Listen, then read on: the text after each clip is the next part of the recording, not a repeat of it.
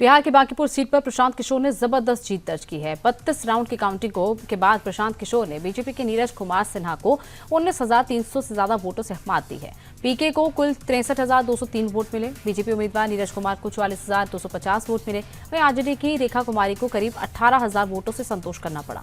Bankipur BJP अध्यक्ष नितिन नवीन की पारंपरिक सीट मानी जाती थी और इस सीट से वो लगातार 5 बार विधायक रहे हैं। बांकीपुर उपचुनाव में जीत के बाद प्रशांत किशोर ने कहा कि बांकीपुर की जनता ने जो भरोसा जताया है उस पर खरा उतरने का काम करेंगे। जनता ने बीजेपी को साफ संदेश दिया है कि वो बिहार में किसी अपराधी को नहीं बल्कि साफ सुथरी छवि वाले व्यक्ति को बिहार का मुख्यमंत्री बनाए। उन्होंने कहा कि बिहार के लोग सिर्फ मजदूरी करने के लिए नहीं बने, बिहारियों को बिहार में नौकरी मिलनी चाहिए जिससे हमारे लोगों को दूसरे प्रदेशों में नौकरी के लिए ना जाना पड़े। बांकीपुर उपचुनाव में प्रशांत किशोर की जीत पर बीजेपी में खलबली है, लेकिन इसके बीच बिहार के सीएम सम्राट चौधरी ने उन्हें बधाई दी। सीएम सम्राट ने एक्स पर पोस्ट कर लिखा, लोकतंत्र के महापर्व में जनता ने जनसुराज पार्टी को चुना है, प्रशांत किशोर को जीत की बधाई। मध्य प्रदेश के दतिया सीट पर उपचुनाव में कांग्रेस कैंडिडेट घनश्याम सिंह ने जीत दर्ज की है। घनश्याम सिंह ने बीजेपी प्रत्याशी आशुतोष को करीब 6,000 से ज्यादा वोटों से हराया है। 15 राउंड की काउंटिंग के बाद घनश्याम सिंह को कुल 66,757 वोट मिले, तो वहीं बीजेपी के आशुतोष तिवारी को 60,741 वोट मिले हैं। दतिया के नरोत्तम मिश्रा का टिकट कटने के बाद काफी बवाल मचा हुआ था। बताया जा रहा है कि अंदरूनी कलह की वजह से बीजेपी को नुकसान उठाना पड़ा है।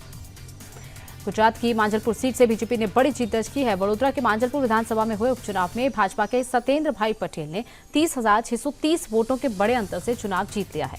यहां 20 राउंड में वोटों की गिनती शुरू हुई। शुरू से ही बीजेपी के सत्येंद्र भाई पटेल आगे रहे। आखिरी 20वें राउंड की वोटों की गिनती के बाद बीजेपी को बड़ी जीत मिली। यहां उन्हें कुल 55,481 वोट मिले हैं, जबकि कांग्रेस के उम्मीदवार भीखा बाई रबारी 24,851 वोटों के साथ दूसरे नंबर पर रहे।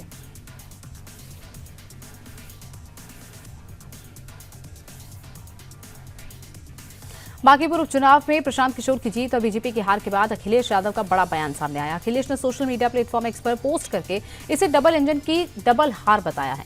कहा, बांकीपुर में बीजेपी की हार के साथ बदलाव की शुरुआत हो गई है और यह साबित हो गया है कि अब बीजेपी की सबसे सुरक्षित और परंपरागत सीटें भी उनकी हार नहीं बचा पाएंगी। उन्होंने कहा कि खुद को भगवान से ऊपर समझने वालों को भगवान ने चलती गाड़ी से नीचे उतार दिया और उनके घमंड का बुखार भी उतार दिया।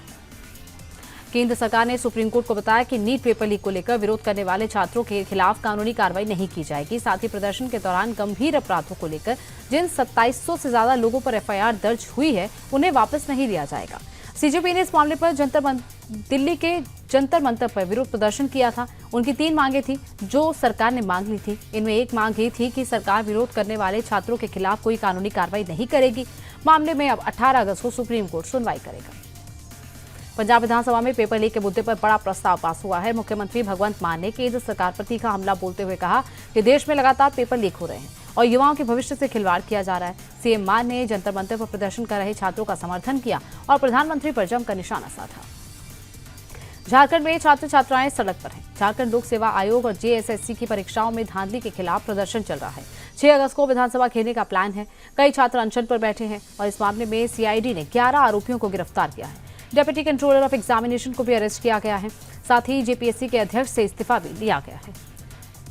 श्रीनगर के लाल चौक समेत पूरे कश्मीर में सुरक्षा व्यवस्था बेहद सख्त कर दी गई है। 15 अगस्त से पहले आतंकवादियों की ओर से टारगेटेड किलिंग की साजिश के इनपुट मिले हैं। खतरे को देखते हुए चप्पे चप्पे पर चेकिंग और सर्च ऑपरेशन तेज कर दिया गया है। हाल ही में हुए हमलों के पीछे लश्कर ए तैयबा का हाथ होने का शक है, जिसकी तलाश में सुरक्षा बल लगातार छापेमारी कर रहे हैं।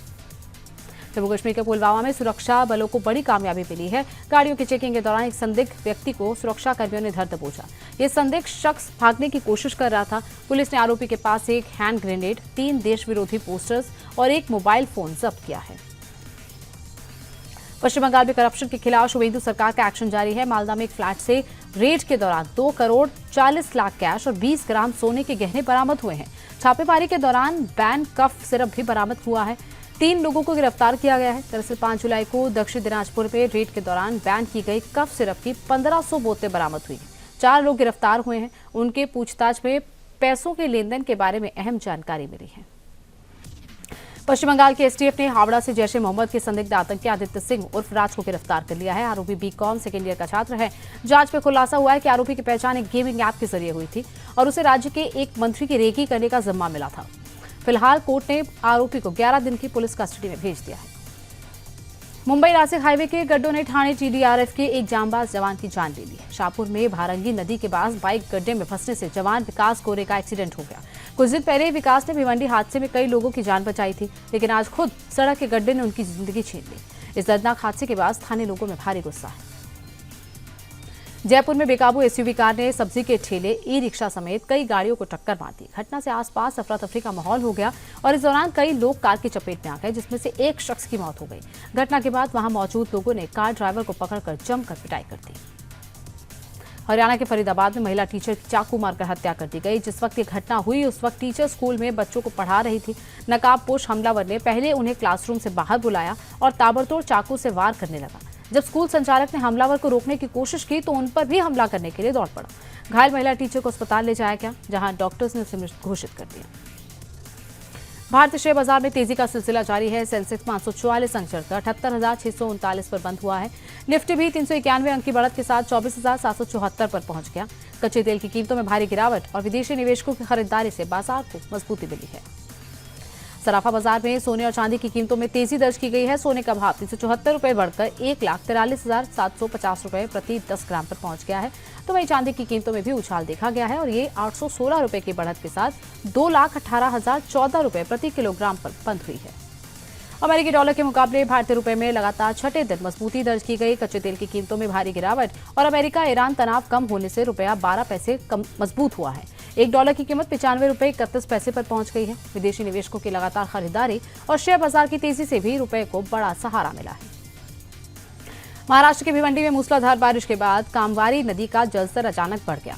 नदी किनारे पार्किंग में खड़ी कई गाड़ियां पानी में डूब गई, तेज बहाव की चपेट में आ गई। घटना का वीडियो सोशल मीडिया पर तेजी से वायरल हो रहा है। लगातार बारिश के चलते निचले इलाकों में जलभराव का खतरा बढ़ गया है। प्रशासन ने कई संवेदनशील इलाकों में अलर्ट जारी करते हुए लोगों से सतर्क रहने की अपील की है। जम्मू कश्मीर के शोपियां में तेज बारिश के बाद गांव में अचानक फ्लैश फ्लड आ गए हैं। नदियों के उफान पर आने से इलाके के कई हिस्से जलमग्न हो गए हैं। घटना की सूचना मिलते ही पुलिस और एसडीआरएफ की टीम तुरंत राहत और बचाव काम के लिए मौके पर पहुंची। राहत की बात यह है कि इस घटना में फिलहाल किसी के हताहत होने की खबर नहीं है।